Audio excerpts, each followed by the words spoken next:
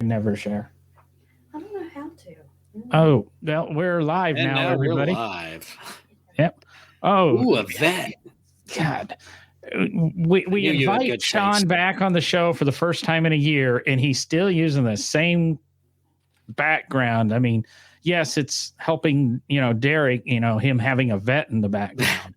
But, oh, wow. See, all of a sudden, we've been sitting here. We were late because Sean, whatever, Technical couldn't get the camera. difficulties. Now he's in the center. He's got this green screen centered. He's now in when Look at that. All I don't know. right. He's kind of in focus when it goes dark, but Kinda. so obviously Will's not here tonight. Obviously, The guy on the lower screen has a beard, but has a little too much hair on top of his head. So, I mean, I could go fix that if you'd like. so I can take care of the hair. and he make deals it with long some like sort of Will's. realty company with ERA. That's exactly what we are. We're a simulated realty company. That's what we do. Oh, so you sell property in the Sims? I sell Ooh. I sell meta property. Ooh, I have a really nice house right beside Snoop Dogg that I'd like to show you. Is it an NFT? Everything's an NFT. Yeah, What's know. not an NFT? I don't know. It's our next car purchases are going to be. It's Bitcoin NFT. I don't even know. I don't get that. It's a non-fungible token. Yes. Okay, if you say so. Well, Toby, you don't need to type. You can still watch us while you drive. Just remember, the screen shouldn't be facing the driver. But You do what you got to do. we can pretend Musk built your car. Which, by the way, Your life is in your hands. I finally, after 6 months of hearing about it, Googled Lucid yesterday. That's a freaking badass car. Yeah, Lucid is actually just next or right next door to Logitech in San Francisco. So while I was out there just now, not a couple weeks ago, we ate lunch in Lucid's cafeteria a couple days. Nice. Everybody at Logitech going to be driving Lucids now? I don't know, man. I mean, they're definitely expensive vehicles, but They start at 87, so I mean it's a fully loaded Model 3 or it's a base Model S. Half a house. Everything's half a house. Have you bought a car lately? I haven't bought one lately, which is really weird. We haven't bought we bought the van a year and a half ago. Oh man, Sean, I thought of you the other day, and I meant to send it to you. I saw on on Marketplace was a like late 80s, early 90s. Now I don't remember what year, but the turbo caravan. Yeah. With a manual or an automatic? I don't care. I believe it was a manual.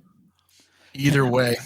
To be honest, it's still a Chrysler transmission. Chrysler never exactly had the here's the thing. It's not exactly the transmission out of a Viper. What do you mean it's still a Chrysler? You can turn the boost up in that thing and run 11 second quarter miles, but it really doesn't matter which transmission it is. It's going to hand grenade. It's going to explode multiple times, but as it explodes, you're going to be really happy. It's an 11 second minivan from the 80s. It's got to be wonderful. So is that an automotive milestone? Is that something? No. That's an automotive gravestone. An 11-second minivan in the 80s. I mean, if they would have marketed it and called it a Cyclone or a Typhoon, it would have been a big deal.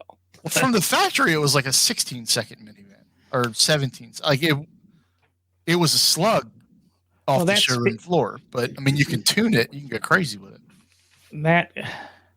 What do I want to say? That was so it had the 5-year, 50,000-mile warranty. Speaking. Can we talk about warranties? Can we tangent off on warranties, or it's been a while. I don't want to just come in and tangent. I don't. I mean, why not? I mean, is the history of the automotive warranty a milestone? I mean, in some ways it kind of is that you'd actually have a warranty on something, right? The warranty I'm going to talk about has to be a milestone. Because I didn't know this existed. I don't know of another warranty in the automotive industry that's anywhere close to this. And over the last couple of weeks, I have started looking at potential replacements for the Alpha because the Alpha is getting up there in mileage. And the last thing I want is the Chevette is, if I could get the LS swapped Chevette or the 427 Chevette that was on Bring a Trailer a while ago, I'd take that. But I stopped in and I looked at some Genesis, the G70 Genesis, 20-year, 200,000 mile powertrain. That's a milestone. That's humongous. That's not from the factory though, is it?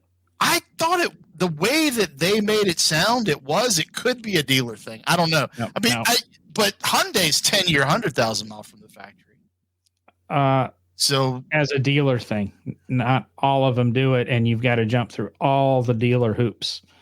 And I did that with my last Hyundai until about the third time I went to the dealership to get my oil changed for free, but it wasn't, put it this way, free was paying way too much for the service you received.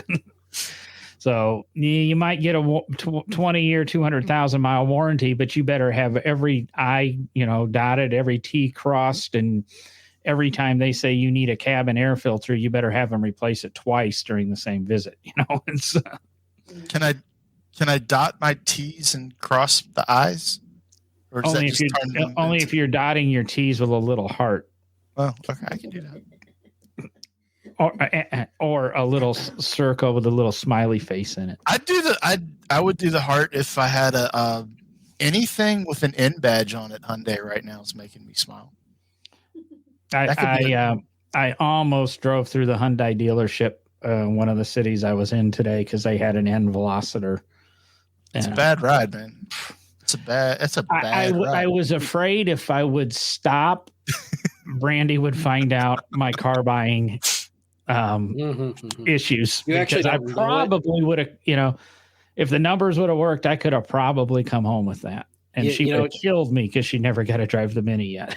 you don't know it, John, but she actually has a tracking device on your phone, and she would have known you stopped at a dealer, and you would have been in trouble when you got home, whether you bought it or not. So, wait. What's the date today? It's the 19th. I've made it this far this year. Have yet to buy a car this year. We have a car sitting outside right now that we've had for 3 years. Had for what? 3 years. 3 years. 3 years. Well, see, you got to this point that I got with my cars. I started to keep cars 2 years, but I had 2 cars, so I was still buying a car a year. Right. And actually, I think I really got to the point of keeping them 18 or 19 months. So we had the Challenger for 2 years, but the Alpha, I mean, we love the Alpha. It's just, it's an 80,000 mile Italian car. Fix it again, Tony. It really hasn't been bad. It really, I mean, we've had some electronic stuff, but nothing. I feel like I should be. Nothing detrimental. I was talking to a couple of guys, I think it was yesterday, and everybody agreed. Mechanicals on the car, the actual pistons going up and down, crankshafts going round and round, valves going up and down. That stuff doesn't break in cars anymore. I had a conversation with Ed, who was a guest on the podcast a few weeks ago. Well, probably about 4 months ago or so. He had a buddy that had a Toyota with like 180,000 miles on it. And he said something, I guess they were hanging out at his shop, and Ed said, somehow they got on the subject of oil changes. And Ed said to his buddy, when's the last time you had your oil changed? I don't know, 20,000 miles or so. Oh, we got to do it. So Ed ran up to the parts store and they changed his oil that night. And Ed said, now at 185,000 miles, come over, we'll have a beer, we'll change your oil. It's Ed's private shop in his backyard. And he didn't see the guy for a couple of months, and he came over for another party, and he drove his Toyota over, and he's, oh, how many miles you got on that thing? 206. Change the oil? No. So they went through the whole rigmarole again. Rigmarole, is that a weird term? Is it changing? Is the oil changing itself now? No. What Ed ended up doing is they changed the oil. He sent a sample of that oil off to have it tested, and it came back, and they said perfectly fine. You can continue to use it. So, been in the car 26,000 miles, and there wasn't enough metal or anything to show deterioration. So mechanicals on the car, that's the long way of me saying mechanicals on the car, we've got solved. If we put, a Holley 4-barrel carburetor on these things and got rid of all the electronic BS, yeah, we might suffocate, air pollution and that. But they never break. We put all these electronics on it. That's the stuff that breaks. That's the stuff that terrifies me. That's the stuff, Well, and it even that, it speaks to, we've got the rotating assembly figured out, and all the tolerances and everything working just right in the mechanical components, but also to what you just said, we also have the lubricants figured out, the additives packages, all of the correct things for the lubricants to make sure that the way that's put together is properly lubricated. And they've done studies on that. When you're, even when you're low, like a quart of oil, and you add a little, it essentially rejuvenates the entire additive package in the entire oil in the oil in your engine, right. Not just that one quart. I'm agreeing, John. We've got a lot of things figured out, and it's not that's breaking. Yeah, my grandfather had a 2.3 Ranger. Like, I think it was the early 90s 2.3 Ranger, and it burnt oil to the point where it was just changing its own oil. You had to put a quart in it about every week and a half or so.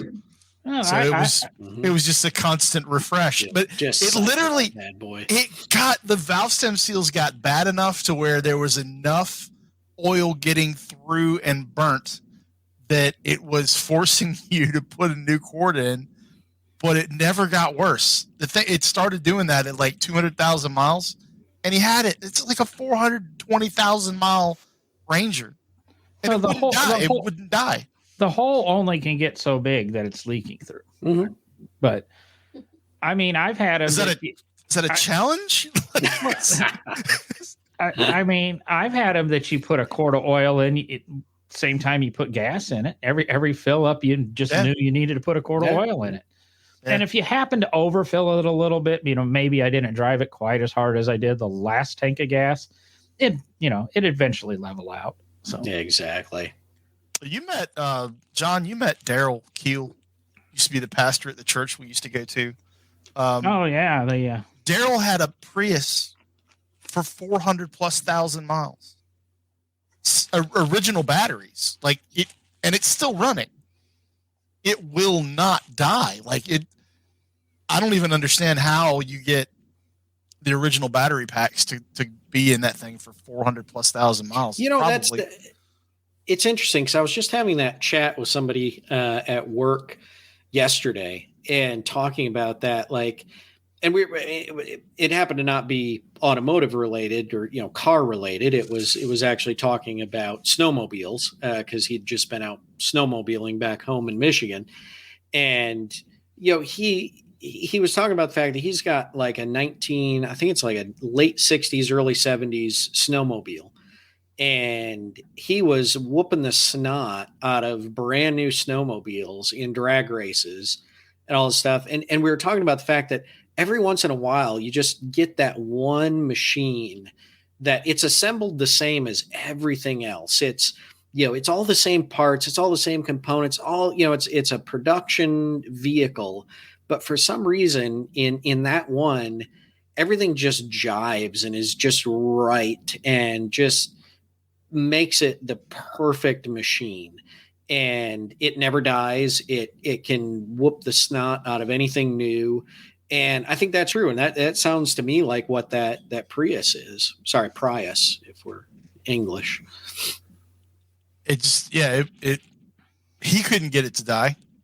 Not that he tried to get it to die or anything, but it was always a topic of discussion because it was like, how many miles will this thing actually go? Because I had heard nothing about the factory batteries being able to last that long. I'd always heard that the factory batteries in those things were not necessarily immediate throwaways, but they weren't good for 150,000 miles or anything like that either. But this one just right. But was that actual or was that factory recommended? They still recommend. They still recommend oil changes at like 3,000 or 5,000 miles, which is crazy. That's 10,000 at that is minimum. Crazy. In a daily driver, yeah, it's crazy. I mean, in a track car, yeah, do what you got to do. If you're 10,000 mile oil changes, that's where what my Mini's at. They're perfect. I mean, it's only designed to get you to 50,000 miles. I mean, you only got to change the oil 5 times in the thing, and then the warranty's over. So why do we care? There you go. I mean, Mercedes is a 20,000 mile interval, 12 months or 20,000 miles, whichever comes first. But when you lease it, you can only when you lease it, you only put 10,000 miles a year on it. Yeah, is it BMW or I want to say I talked to somebody. It was either BMW or Porsche that they don't even the oil light comes on. It's the computer basically says it's time for an oil change. Well, that's what Porsche will do that. Yeah, is our it Porsche? Our Alpha does that. Yeah, Porsche will do. It doesn't even. It's not even like go by mileage. It's the car will let you know. Porsches don't even have dipsticks. You can't even check. You have to go into the diagnostics on the dash to actually check your oil level. You can't lots of cars are like that. I don't even think my Mini's got a dipstick in it. I'm not sure. I've only opened You're in it every day. It does. John. I was going to say it does when you're driving it. You're in it every day. Yeah, but I'm going on Monday to get the oil change because I bought the maintenance plan. I get all my oil changes for free, and it cost me $100 so that I can get 5 free oil changes that are $100 oil changes. So what moron wouldn't do that? Me, so I don't own one. Your free oil changes cost $20 a piece, is what you're saying. Yes, at the BMW dealership, which I made the appointment. Yeah, Ford. If I have a inkling I want to get my oil changed, it was $49 every time. Didn't matter if it was my Edge, my SHO, my Fusion, semi-synthetic, rotate the tires, everything, $49. So like $54 out the door. And I could just drive in and it'd get done. Never had to be there more than an hour. Leave it to BMW to figure out how to charge $20 for a free oil change. That's perfect. Call what I want to say, BMW up 3 weeks. We can tweak, I've got the first day we have open is such and such, which was next Monday. And I could get in at 7:30, 8 o'clock or 8:30. And I took 8:30. I really wanted to take 7:30 so I'd be first, and I knew I would at least get in and hopefully get out. But I like to sleep a little bit too. So sleeping's overrated. So Derek, hey, how's it going, guys? What is your automotive milestone you were thinking of when the topic was thrown out the other day? You think there's one? You think there's one? Only one. But there has to be a key one that you go, damn, this is a really, really, good idea. It's like the Mercedes Gullwing behind me in the picture. There's a milestone. Hey, let's put doors on a car so when it flips upside down and catches fire, you can't get out. And then, well, yeah, but when they put doors on it, they no longer run the magnesium body. So, well, it doesn't burn quite. It didn't burn as fast. And then 70 years later, we'll figure out how to fix that by putting bombs on the hinges, rocket engines that blow the doors off of it when it goes upside down. Perfect. It's perfect. Absolutely perfect. Wow. Derek, you're working in a place full of automotive milestones. Am I? Yeah. Am I? Well, yeah. That's interesting. I didn't know that. Aren't you? I mean, I think so. Last I checked. Rotary powered Corvette and done. Yeah, but there were only two of That those. That wasn't a milestone because they only built Only one two. of them. No, they built two. Oh. A 4-rotor and a 2-rotor. Well, And it fills on, hey, Phil. that goes to my saying.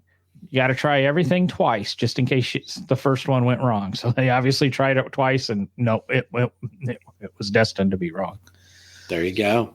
So sorry, Phil, if you're out there. I'm trying to think of automotive important milestones. Well, I mean, I think honestly one of the more significant milestones, and this is there's a lot of different, I think, classifications of milestones, that you can look at, but for ease of repair and maintenance of your engine, I would say the removable head from the engine. That was a major milestone. Having a removable head on the engine rather than any type of jug assembly or monoblock, blind head monoblock, anything like that, but a removable head from the engine so you could take that off, actually have full access to the valves, pistons, everything at one time. And it's maybe not a milestone, let's say, in the development of the automobile or anything like that, but it really is a milestone in maintenance and repair of an engine in the automobile.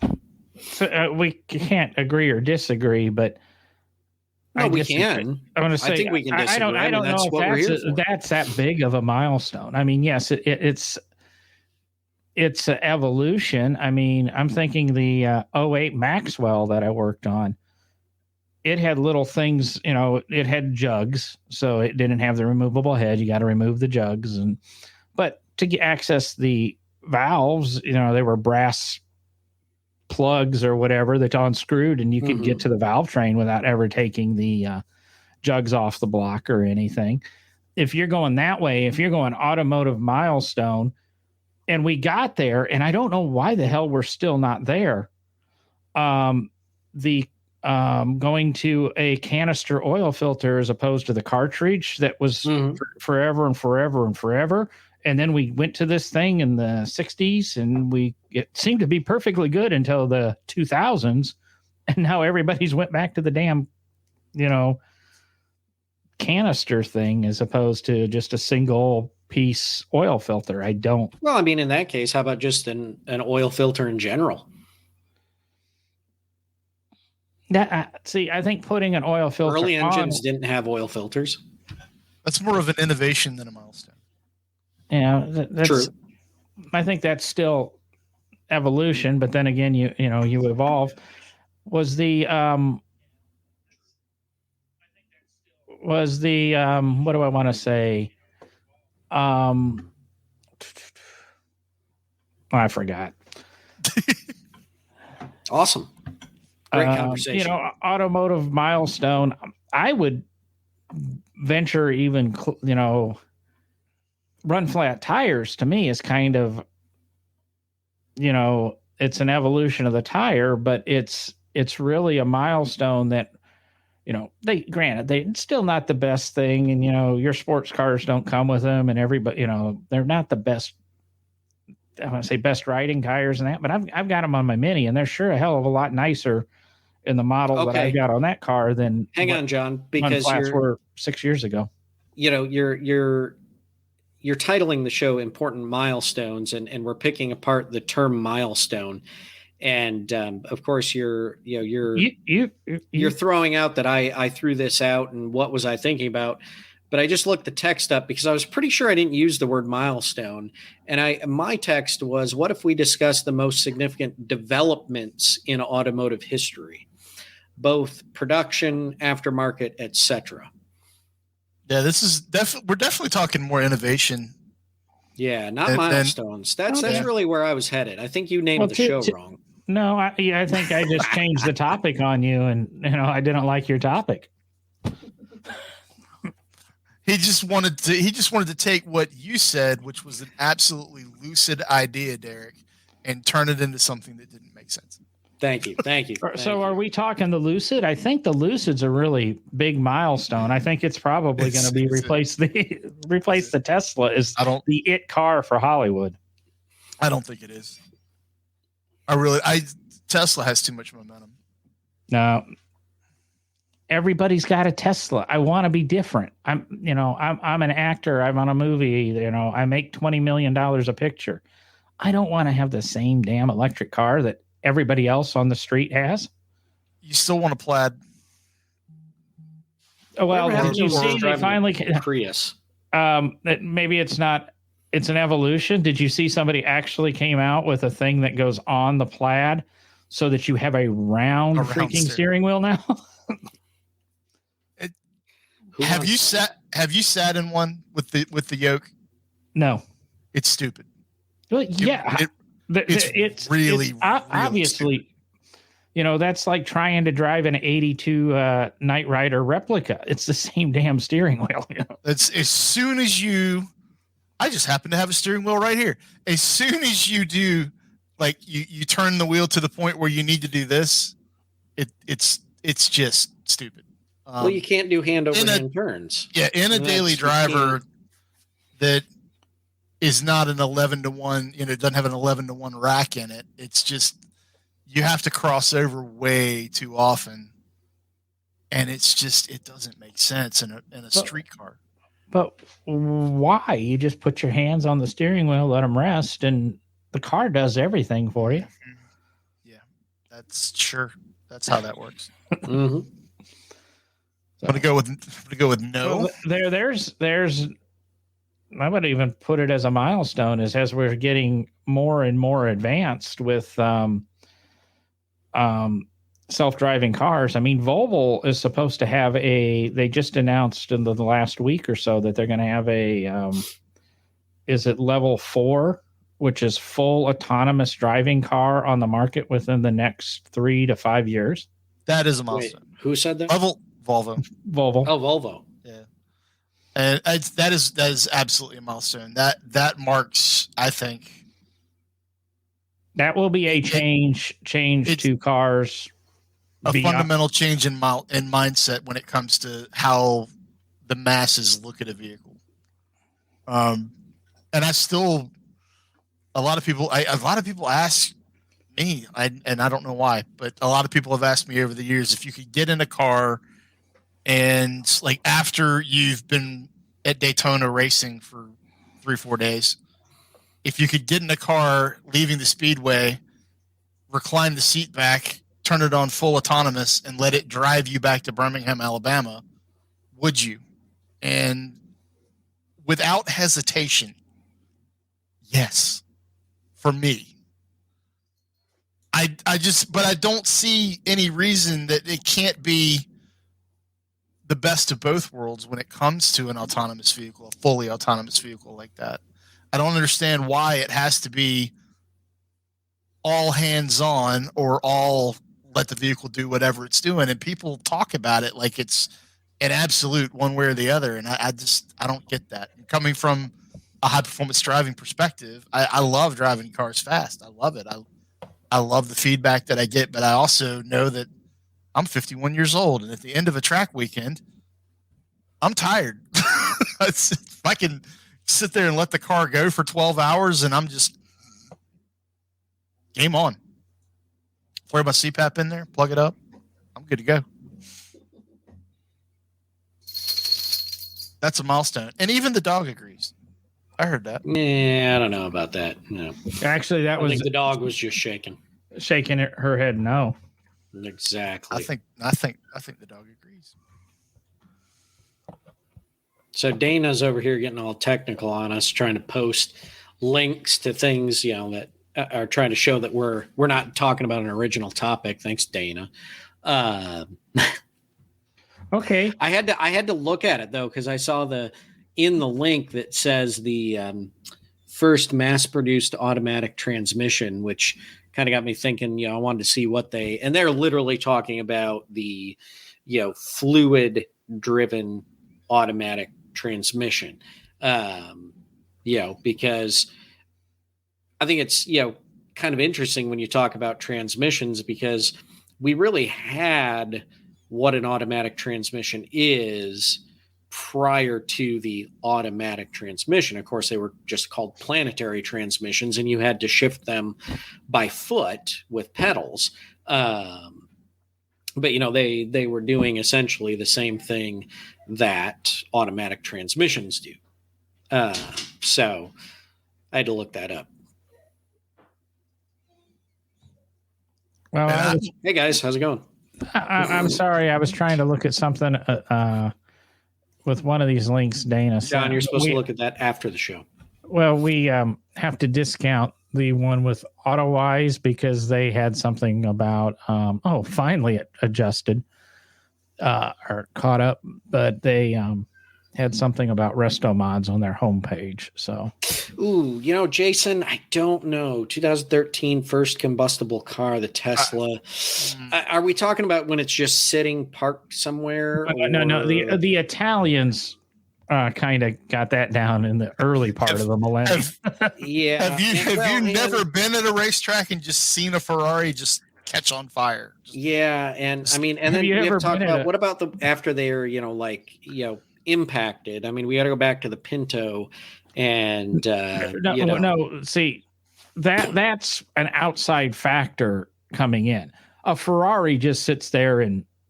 But wait, let me change that because we can't say Ferrari; they'll sue us. But I already said Italian cars or certain brightly colored Italian cars will just sit there and poof. While you're having coffee at Starbucks or whatever hoity-toity place. They're really good at it too. And when they do it, they're gone. Like they're as good at that as AMF era Harley Davidson are at just sitting there leaking oil. But we just determined that leaking oil is a good thing. And somebody did comment earlier, and I'm sure it's a friend of Derek's, that you really can't knock total loss. Yeah, that's Matt. Yeah. I agree with him. Total loss oil system, great systems. No, not even spontaneously combustible. You just stand there and watch certain Italian cars, and they just go poof. And that was happening back with the 360, I think, when they started to come up with these adhesives to glue aluminum to bond aluminum to carbon fiber. So. Yeah, I can't. I'm sorry. We can't give that innovation to Elon as much as he might want it. We can't. No, we can't. I don't think he wants that one. He's got enough things that blow up on a regular basis. Well, maybe we should. Let's get Elon to tweet it about it. The guys on No Driving Gloves said, and Elon can go with that. Just be sure to hashtag No Driving Gloves in that, Elon. Yes. Hashtag @ all that good stuff. There's no such thing as bad publicity. Exactly. Fire away, Elon. Oh, too soon. Fire away. Oh, never too soon. And remember, so there you go. I mean, John, you flamethrowers. So that's true. That's true. You were just talking about bonding adhesives for not only panel bonding but chassis bonding. All of that's done. But thinking about that makes me think about what about the first unitized bodies that were coming out back in the 20s 30s era of unitized automobiles. I mean, that's a pretty huge innovation. I mean, it didn't last long because it was very complex and very difficult to do and expensive. But eventually that whole idea of a unitized system, it eventually comes in, but there had to be that groundbreaking done in the 30s. I didn't realize that a unibody construction went all the way back to the 30s. I had no idea. I thought that was much more modern than that. Well, I want to say, wasn't the Airflow one of the earliest ones? The Airflow is one of the earliest, yeah. And then there's some, Bud, the Bud Corporation built some of the first all steel bodies in actually, I think the first one was like 1912. Wasn't unitized, with the chassis, but it was an all steel kind of somewhat unit construction body that was very interesting as well. I'm all in. I've learned a thing. No, I was going to say I can kind of agree with you on that one, Derek, because why I said airflow is I remember seeing publicity in that. Not that I was there in the 30s, but you see the advertising, the yes, articles. I mean, I am old, but I don't think I'm the No, but oldest you're on the right. show for a change. I mean, the cool thing about their advertising was, I mean, they literally, one of the videos they put out was one of their test drivers in the car, literally rolling the thing down a giant dirt hill, probably somewhere on the proving grounds. And the thing landing on, rolling and flipping up on its tires, and basically the guy getting out and walking away. And the car still looked like it did essentially at the top of the hill, just with a bunch of dents in it. Whereas had you done that with, you roll a ball down a hill. Yeah. But I mean, really, had you done that with any other car of the period, the body would have probably ripped off the chassis and, had severe collapsing. Say you put an eye out with the splintered wood. And then Volvo took it several steps further and said, "Here, park your oil tanker on top of our wagon." Well, if we're going milestone innovation, we talked about Volvo earlier with potentially full autonomous driving cars. You got to give it to them on the 3-point seatbelt too. Mm-hmm. Volvo's done some amazing stuff. Yes, without a doubt. Boxy but good. I have it's vehicular. It's a vehicular milestone. It's racing related, but I mean well, back. Your total loss oil systems did that to me. So, my idea of a total loss oil system is when I've over revved it and there's a hole in the side of the block about that big. It's the day that someone finally decided that sitting with their legs over top of the differential and the motor right in front of them. Oh yeah, and a rail. Yeah, slingshot. The day that someone went and moved the seat in front of that motor, that's got to be a milestone. That led to so many more innovations. It was Don Garlitz that did that? You mean like having like a mid-engine or a rear-engine platform? Sorry. I didn't mean that, but I didn't mean that. What I meant was someone literally not having their special parts draped over a rear end pumpkin. For what can go wrong? What could possibly happen? Nothing. Like it's how the human beings need to go fast. Truly just pushes all sensibility right out of the way. It's just, we must go fast, therefore safety does not matter in any way, shape, or form. I mean, I would love to know when that evolved in the human brain. Like, I want to know, were there like, early cavemen, like, I'm gonna like jump off this cliff just to see how fast I can go. Like, I need to know. There were 2 cave people. There was one saber-toothed tiger, and the first race began at that moment. As soon as that tiger turned around and saw the 2 cave people, race number 1 began, and we've been going fast ever since. Crazy. But you're talking about drag racing and sitting on top the grenade with like you say the family jewels very much intact. Completely insane. Totally look at the number of race cars and the all-wheel drive stuff that ran the drive shaft right next to the driver or right under the driver. Oh, still bonkers. I mean, I can think the Lotus 12 that you sat on top of the drive shaft. And I almost would rather have the pumpkin there and have it, maybe explode or come apart, because it's not, it potentially could come out the side or the bottom. It's not necessarily going to blow up out of the top. But when the drive shaft comes apart, starts flopping around, it's going to beat the hell out of you until you're dead. And then it's just... Yeah, we just had a very long conversation about scatter shields on all race cars that are at the shop right now. It's like, oh yeah. where the stock car, when it actually hits the racetrack, is going to be 800 plus horsepower and probably 9,000 RPM SP2. So, it's protect the jewels, man. Protect your feet, protect your legs, protect everything. I just don't understand scatter shields. I know what they do in that, and I guess they do prevent some injuries, but prevent a lot of. I mean, when a flywheel comes out of that bell housing or a clutch comes out of that bell housing, it's not going to be the friendliest thing in the world. I know. No, it's not. But I mean, a really good scatter shield really does.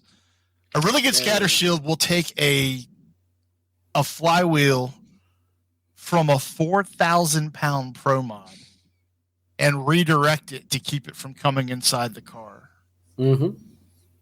And I know a few guys that have, that scatter shield has taken it from I lost my leg to I got some pretty bad cuts and bruises, right. and then I didn't just get my leg chopped off.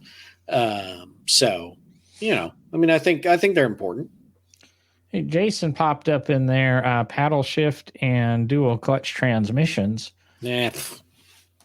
Well, I go back to the Armstrong Sidleys and that from the 50s and that, or even core pre-selectors. The pre-selectors. Though to me, those are just dual clutches without the computers. Mm-hmm. And so it's something. I guess it goes back to our old conversations or the statement I make. Nothing in a car today that's innovative hasn't been tried in the past. I mean, even self-driving cars have been tried in the past. I don't think they were very successful. Look, Mom, no hands. I think paddle shift and dual clutch, though, is definitely more. And synchro mesh now, Toby said. Synchro mesh. Yeah. And actually, John, they're more innovations than milestones, though. That's definitely more of an innovation. I mean, actually, interestingly enough, some of the first sketches of a self-propelled vehicle, and we're going to the 14th century with Leonardo da Vinci here,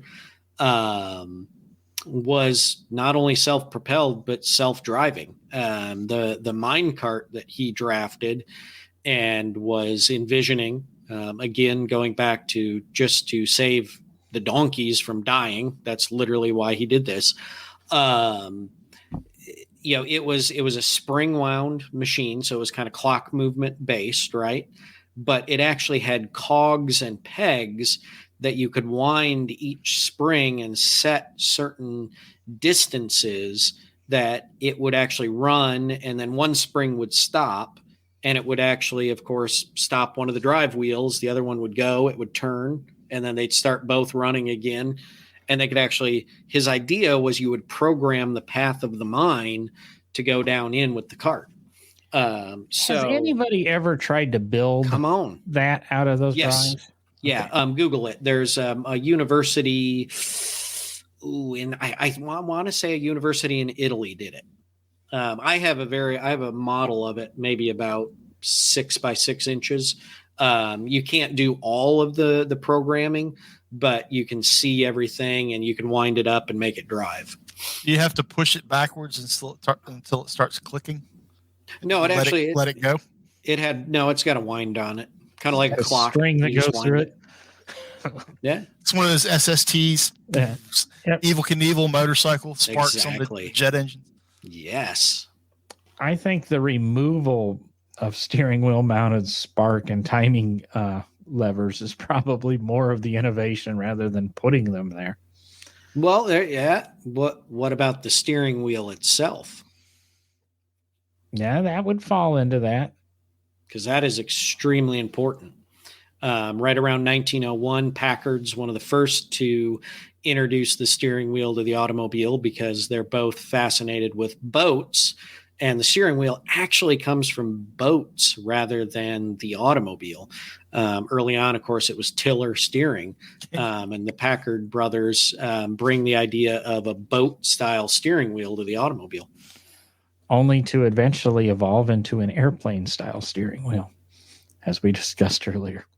as soon as you started going down that path, Derek, my brain, I had these very vivid visions of a full pack of Indy cars at the Indy 500 or NASCARs at the Daytona 500, and then the in-car shots with everybody steering with the tiller.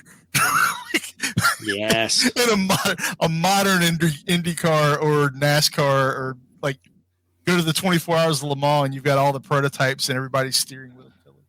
I want to know when. I mean, we're going to the the aircraft double yoke like this. When are we going to go to the single stick steering in a car? Just didn't Saab did that? Saab did it in a prototype. Probably they did. They had it was like a yoke that you twisted like this, and then you had a yaw on the yoke as well, and it was all like right out of the center of the dash. And it was just okay. So that's really weird because no joke, the first 13 Durigays that were built, considered the first mass produced car in America, 1896, if I recall correctly. Hope I got the year right there. The only surviving ones at Henry Ford Museum. So I've actually had the opportunity to go over the car and understand it and look at it, and no joke, the tiller steering on that actually has that kind of control system. It actually has where you turn the hand, you can actually turn the handle, and then the gearing is actually through a almost telescoping system in the tiller. It's a very weird setup. We never got I never had the car operating and driving, but I did get enough time with it to understand how some of it worked. And of course, you never know how it fully works until you have it operating. But it was it was just, I had to sit there and actually look at it for quite a long time to figure out exactly how that all worked. What is this and why? Yeah, and there's another great discussion of innovation. I saw Toby put up electric starter earlier, but just the standardization of controls in an automobile, how your essentially standard layout is going to be: steering wheel, blinker, windshield wipers, the pedals on the floor, clutch, brake, gas. All of that is huge because in the early 1900s, you had to go to school. Your chauffeur typically had to go to school to learn how to drive multiple different vehicles because they all operated differently. That makes sense. That does make sense. Jason's bringing up drum brakes, disc brakes, power assists, and finally anti-lock brakes. And let's just go ahead and add ABS to that. And anti-lock brakes or ABS, are they not? Yeah. Oh, he's got never mind. I read it out, and that's how tired I am. All he left out is the word system. You realize that ABS. I'm flipping you off in my mind right now. But from what Jason said, though, what about like modern safety, modern vehicular safety, brought on by Mercedes spending? What were they spending? Was it, they used to tout they spent, was it $1 million a day on safety? I don't know whether they still do that or not, but they used, like back in the 80s or 90s, they were talking about, we spend $1 million a day every day on safety was one of their ad campaigns. I think modern crush zones, everything that Jason just typed, even anti-lock brakes. Jason, good job on that. He got it in there. Crumple zones, crush zones, whatever you want to call them, are huge. And even the way cars are engineered to break apart in high impact situations where there's actually the stress points in the frame to actually shear in to keep that passenger compartment safe, and to remove the force and allow it to go away from the passengers is just incredible. I was involved in an accident about a week ago. I got hit sitting still. Estimates are somewhere between the car that hit me was going about 35 to 40 mile an hour when it hit me. Oof. And it it's crazy because you talk about the crush zones. You look at the outside, it was the Pacifica that I got hit in, and I got hit by a Prius. And the front end of the Prius doesn't look as bad as you'd think it would look. The back end of my van, I mean, the hatch is done, both in and out.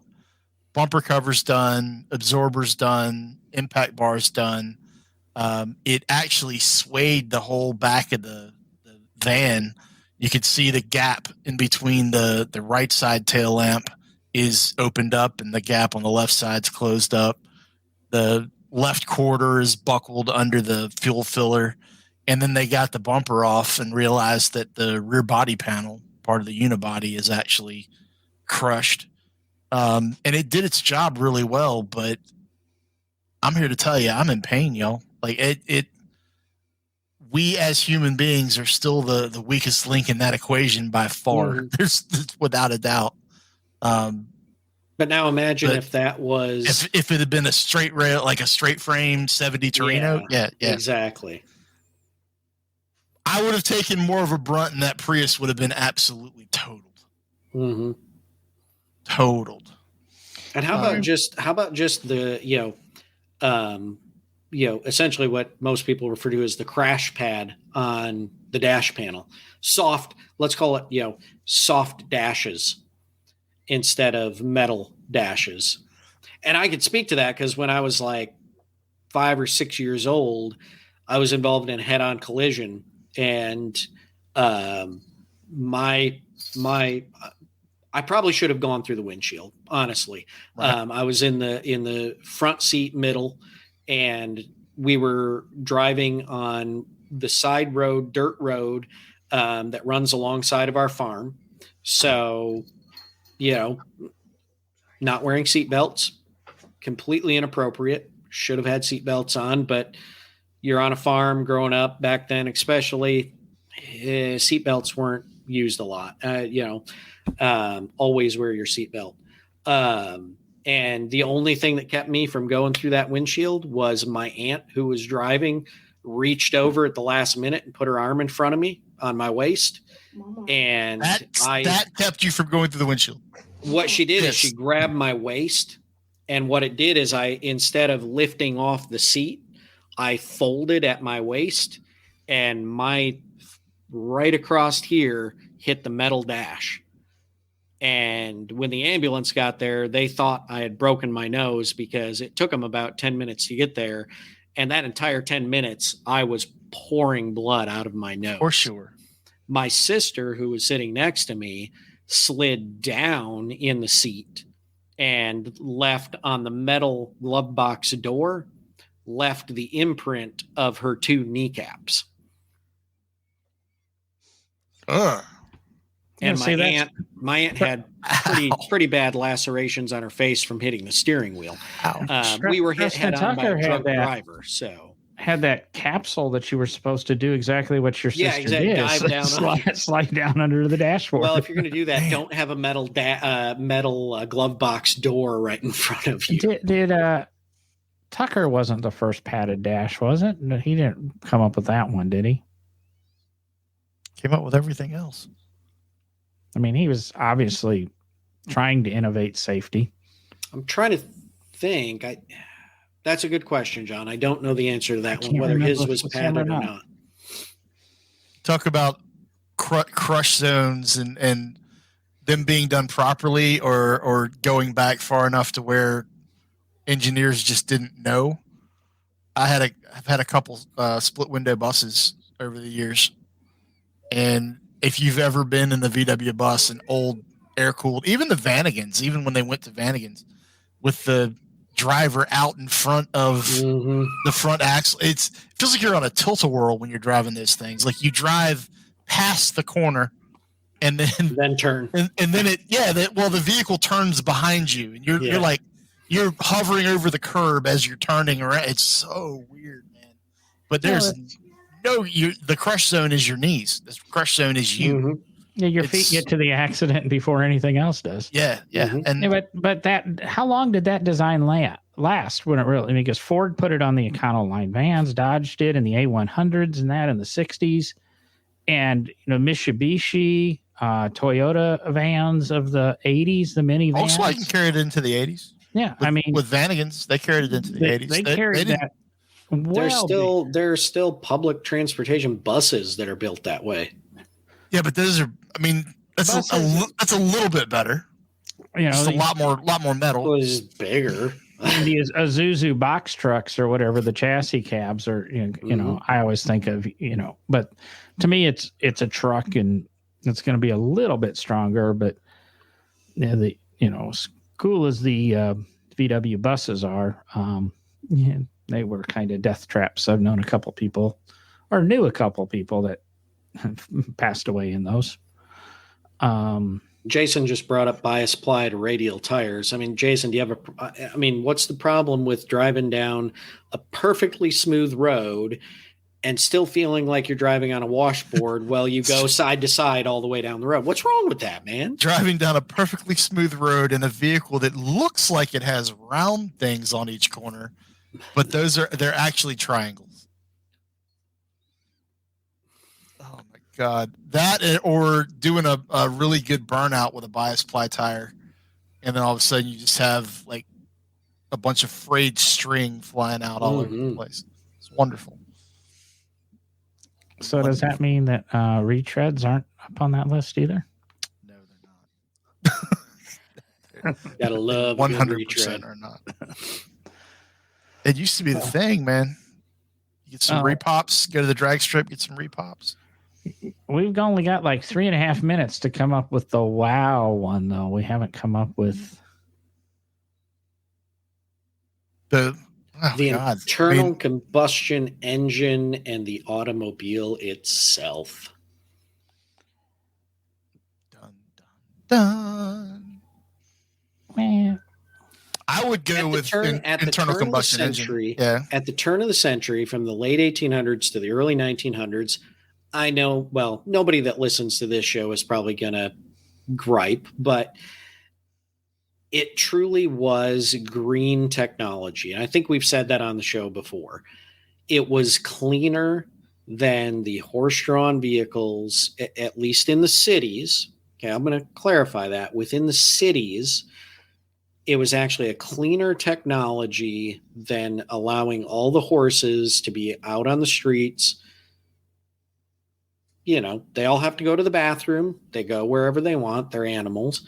When they died, they just unhook them, flop them to the side, get a new horse, and keep moving. I mean, go look it up. There are pictures of kids playing in the late 1800s next to dead horses in the street. Not clean at all.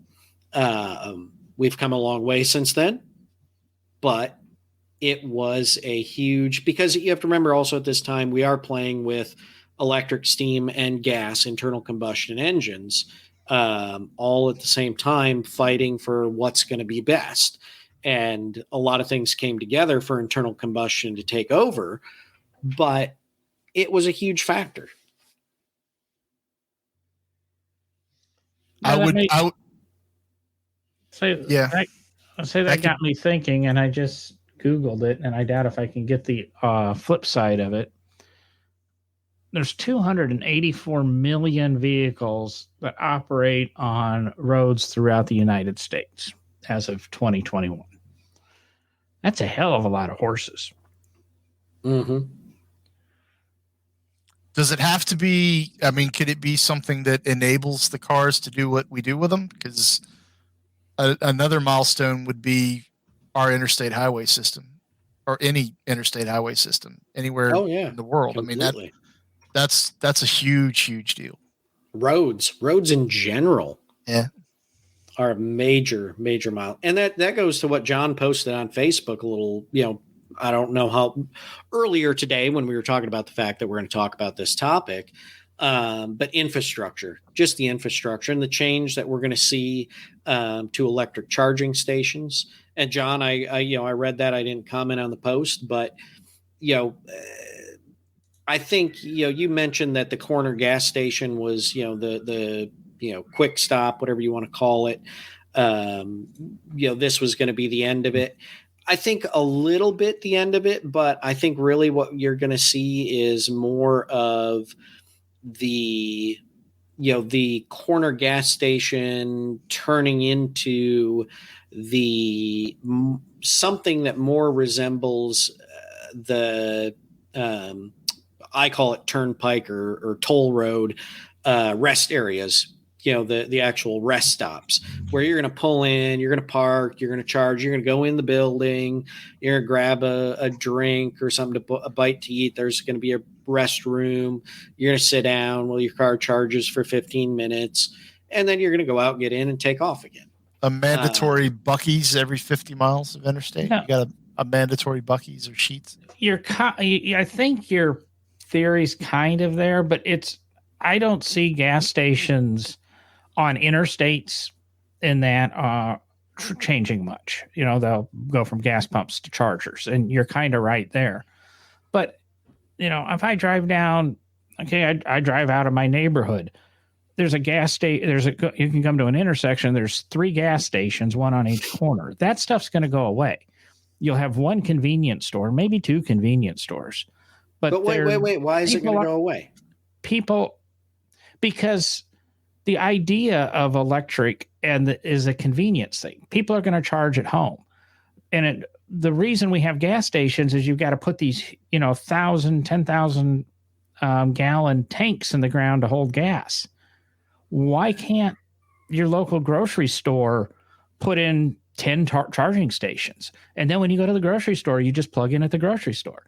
And then when you go to the post office, you plug in at the post office. You won't have to go to a destination to get electricity. The electricity will be everywhere you are. You'll go to McDonald's, and instead of going through the drive-through, you park. And it's going to get to a point, and some manufacturers are playing with it with wireless charging for your car. So even if you're at the drive-through at McDonald's, that whole lane could be a wireless charger, and you pull in, and the whole time you're there, you're charging. You could even do it at intersections where, the first 6 places, say, for cars are in-ground chargers. And you just kind of, while you're sitting there at a red light, you're charging. I just picture human beings being induction cooked. Like the whole, there's a charging lane on the interstate, and there's 1.5 million cars in the charging lane on the interstate, and every human being that's in those cars is getting slowly roasted. But that picture smells like chicken. Right. That picture I put up of the Shell station that looked like a Sonic where you're going to charge. You go to Sonic, you'll go ahead and order, and you'll plug in while you're there. It's to me yes, Shell's doing what they can, and I think Exxon or Chevron or something showing, it seems to be big this week. These gas stations showing how we're going to move to electric cars, and we're going to start putting charging stations in. They need to start looking at what is going to be our business model, because that destination to get fuel isn't going to be needed or exist. No, I think that's a valid point. I honestly hadn't thought about, John. But you're right. I should have thought about it, because even at the Corvette Museum, we have, I believe it's either, I should have looked before I left work tonight. It 4 to 6. It's Charging America, but it's either 4 or 6 parking spots that you pull in, and there's an awning over them. There's charging units right there. You swipe your card, you plug in, you come in the museum, you either go to our restaurant, or you go walk around our store, or you go walk the museum for 20 minutes, a half hour. You go back out, your car's charged, you head off. You're not stopping at a gas station. You're stopping at a destination or somewhere you were already planning to go, unlike how we have to do gas stations. So you have I think, a very valid point. Like I said, I can see them being on the interstate, or, like you're on a toll road and you have that gas station every 80 miles or something. I can see there being charging stations there. But like I said, in a city, gas stations are dead.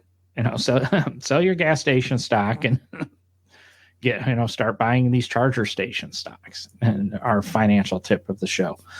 But it's just that, I guess, what did it used to be, Derek? 100 years ago, 115 years ago, you'd pull into a convenience store and you buy a jar of gasoline or whatever. Hardware store, typically.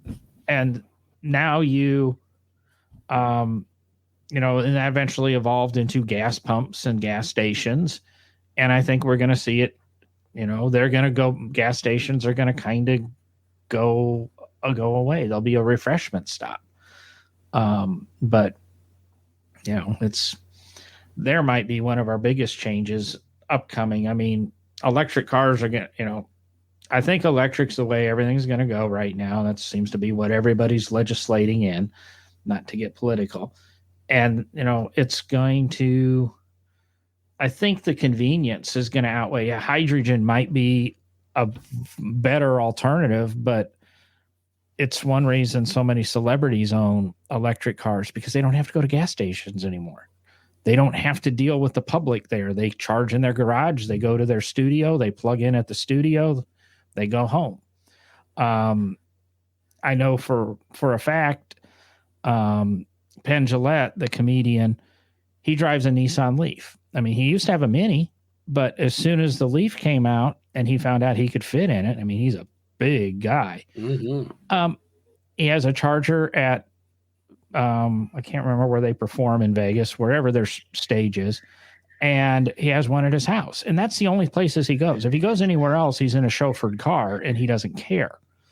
But for him to commute back and forth to work, it's an electric car because he doesn't have to stop anywhere. Oh, and I did do the numbers.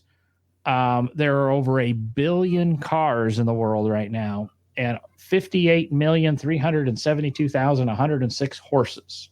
At what date, I don't know. But so think if we had all those horses, like you said, Derek, dying every day, pooping and eating, and I think you think you just made the case that the gasoline car is actually green technology, even to this day. The largest source. It's way cleaner today than it was back then. The beef industry, the beef industry provides the largest source of methane, greenhouse gas pollution in the world. Now, imagine we went from 58 million horses to 1 billion horses on top of all those cows. You're going to have to be 1 billion to 1 billion 5 because cars last a few years. Horses are going to. Horses are good for 20. 20. I think the next. Now wait. If they're just horses, now figure they're going to have to be a working horse where they're pulling the carriage, which with a family of 4 in it, you're cutting down the life cycle of that horse, or at least the usable life of the horse. Maybe not the life span of the horse, but that horse is not going to be pulling that carriage its entire life. Yeah. All right. When I come to power, my campaign promise will be a Clydesdale in every garage. How's that? Ooh, I like that. As long as I get the beer wagon with it. I was just thinking what Derek said is you're right. They're going to pull that family of 4. They're going to go to Costco. They're going to load up on everything at a Costco. Just, it's. Hence my problem solving skills with the Clydesdales. The Clydesdale would just pull Costco home for you. Those are kind of shaggy horses. Now we got to deal with groomers. And what do we do with all the horse hair? And we guess. You take the horse hair and then you make the insulation to go in the headliner of all the German cars that are getting ready to be made. There you go. Yeah. And I mean, think of it this way. Your no offense, your car doesn't judge you. The horse would probably look back and give you a judgmental look if you were loading down the carriage with a bunch of stuff from Sam's Club. Are you sure your car doesn't judge you?